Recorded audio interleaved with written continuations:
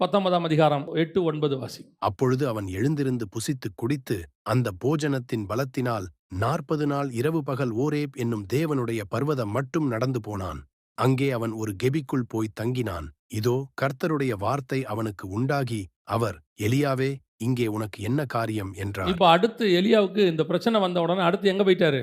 கெபிக்கு ஓடிட்டார். ஏன் கெபிக்கு ஓடினாரு அப்படின்னு கேட்டிங்கன்னா, இதுக்கு முன்னாடி ஏசபேல் பிரச்சனை வந்தபோது அந்த ஏசபேலுக்கு பயந்து 50 தீர்க்கதரிசிகளை ஒபதியா கொண்டு போய் கெபிக்குள்ள மறைச்சி வச்சேன்னு இவர்கிட்ட சொல்றாரு. 18ஆம் அதிகாரத்தில் 1 ராஜால் 18 வந்து சொல்றாரு, நான் கெபிக்கு 50 பேராக மறைத்து வைத்ததே தேவன் உமக்கு சொல்லவில்லையா, மறைத்தாரோ அப்படின்லாம் கேட்பார் ஒபதியா.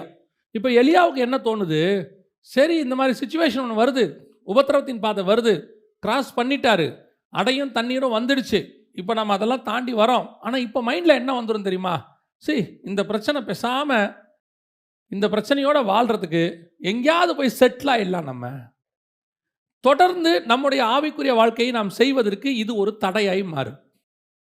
உபத்திரவப்பட்டது நல்லது, பிரமாணங்களை கற்றுக்கொண்டோம். ஆனால் அந்த உபத்திரவம் இன்னொன்று செய்யும், பயத்தை கொண்டு வரும். அடுத்து இந்த மாதிரி சுச்சுவேஷனில் என்ன செய்யாது, போகிறதுக்கு அனுமதிக்காது. இப்போ நீங்கள் தேவ சித்தத்தை இங்கே தான் மிஸ் பண்ணுவீங்க. ஓடிட்டே இருக்கிறீங்களா, ஓடிட்டே இருக்கும்போது ஒரு 2-3 பிரச்சனை வந்த உடனே இந்த ரோடே வேண்டாம்ப்பா, பெரிய பிரச்சனையாக இருக்குது, ஆண்டவர் சொல்கிறார் இதான் இல்லை இதான் ரோடு, இல்லை இந்த ரோட்டில் 2-3 ஸ்பீட் பிரேக்கர் இருக்குது, நீ போ. நம்ம என்ன நினைப்போம் தெரியுமா, இதுக்கு பதிலாக பேசாமல் கூகுள்கிட்ட கேட்டு வேறு ரூட்டில் போயிடுவோம்.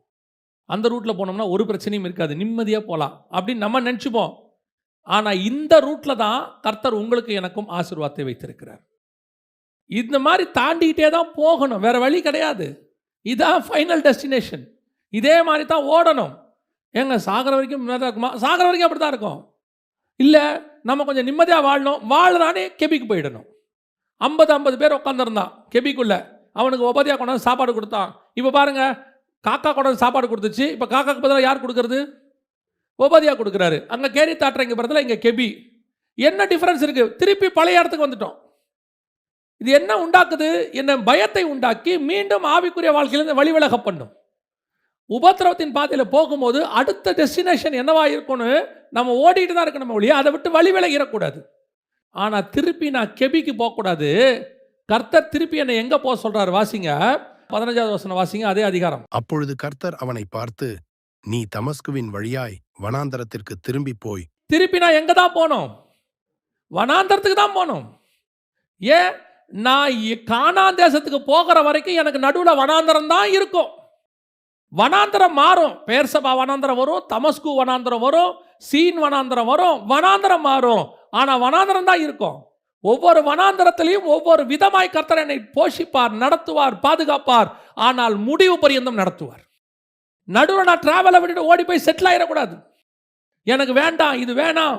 கொஞ்சம் ஊழியத்தின் பாதையில் வரும்போது பவுல் சொல்றாரு, தேமா பிரபஞ்சத்தின் மேல் ஆசை வைத்து என்னை விட்டு விலகி போனான். யார் இந்த தேமா? ஒரு காலத்தில் என்னோடு கூட பாடுபட்டவன், என்னோட கூட கஷ்டப்பட்டான். அப்படிதான் நமக்கு தோணுது. பல நேரங்களிலே நாம் உபத்திரப்பட்ட போது அடுத்த ஸ்டேஜ் போகிறதுக்கு யோசிக்கிறோம். இல்லை கொஞ்சம் இந்த இடத்துல நம்ம கொஞ்சம் இருப்போம். அந்த நேரத்தில் கொஞ்சம் பேர் ஞானமாக வேற சொல்லி கொடுப்பாங்க, பிரதர் எத்தனை நாள் இப்படியே ஓடுவீங்க. கர்த்தர் அழைத்த அழைப்பில் முடிவு பரியந்தம் நிற்குதல். இது ஏன் இந்த நடுவில் ஒரு டிஸ்டர்பன்ஸ் வருது, இல்லை ஒரு சின்ன டீவியேஷன் ஆகுது அப்படின்னு கேட்டிங்கன்னா, உங்கள் வாழ்க்கையில் வரக்கூடிய அனுபவம் சில நேரத்தில் உங்களை பயமுறுத்தும். திருப்பி இதே மாதிரி வந்தால் என்ன செய்வ, இதே மாதிரி வந்தால் போன தடவை வந்தபோது எந்த தேவன் பாதுகாத்தாரோ அதே தேவன் இப்பையும் பாதுகாக்க வல்லமை உள்ளவராக இருக்கிறார். நம்ம என்ன நினைக்க தெரியுமா, அன்னைக்கு என்னால் தாங்க முடிஞ்சிச்சு, இன்னைக்கு என்னால் தாங்க முடியுமா? அன்னைக்கும் நம்மளால் தாங்க முடியல, கர்த்தர் நம்மை தாங்க பண்ணினார். இல்லைன்னா அன்னைக்கே நம்மளை ஒழிச்சு கட்டியிருப்பாங்க. அன்னைக்கும் நம்மை பலப்படுத்தினது கிறிஸ்து, இன்னைக்கும் பலப்படுத்த போகிறது கிறிஸ்து, என்னைக்கும் பலப்படுத்த போகிறது கிறிஸ்து. இந்த ஒரு தைரியம் உங்களுக்கு வரணும். கெபிக்கு ஓடக்கூடாது. என் ரூட் எது, ரூட்டை நான் மாற்றவே மாட்டேன், போய்கிட்டே இருப்பேன். நடுவில் பிரச்சனைகள் வரும், போராட்டம் வரும், நிறைய நடக்கும், போயிட்டே இருக்கணும். இந்த டிவியேட் ஆகி கெபிக்குள்ளே போய் உக்காந்துக்கிட்டு இல்லை. கர்த்தர் ஒன்று நியமித்த ஓட்டம் முடிவு பரியந்தம் அவர் மாற்றுகிறவர் அல்ல. ஒரு முறை சொல்லி அவர் மனம் மாறுகிறவர் அல்ல. பல நேரங்களில் இந்த மாதிரி வனாந்தரம் வரும்போது அதை டீவியேட் பண்ணி எங்கே போகக்கூடாது, கெபிக்கு போகக்கூடாது. கடைசியா வாசிங்க, முடிக்கலாம். ஆண்டவர் எதற்காக இதையெல்லாம் ஓட்டுறாரு? கடைசியா ஒன்று சொல்றார் ஆண்டவர். 15, 16 வாசிங்க. அப்பொழுது கர்த்தர் அவனை பார்த்து, நீ தமஸ்குவின் வழியாய் வனாந்தரத்திற்கு திரும்பிப் போய். எதுக்கு திருப்பி வனாந்தரத்துக்கு கூட்டிட்டு போறாரு? நானே இப்பதான் என் வனாந்தரத்துல இருந்து வந்தேன். போன வனாந்தரத்தையே நான் ஓடி முடிக்கல. சரி, ஏதோ கெபில கொஞ்சம் பீஸ்ஃபுல்லா இருக்கலாம்னு நினைச்சேன். திருப்பி ஒரு வனாந்தரத்துக்குள்ள கூட்டிட்டு போறீங்களே, எதுக்காக என்ன இன்னொரு வனாந்தரத்துக்கு கூட்டிட்டு போறீங்க? வாசிங்க.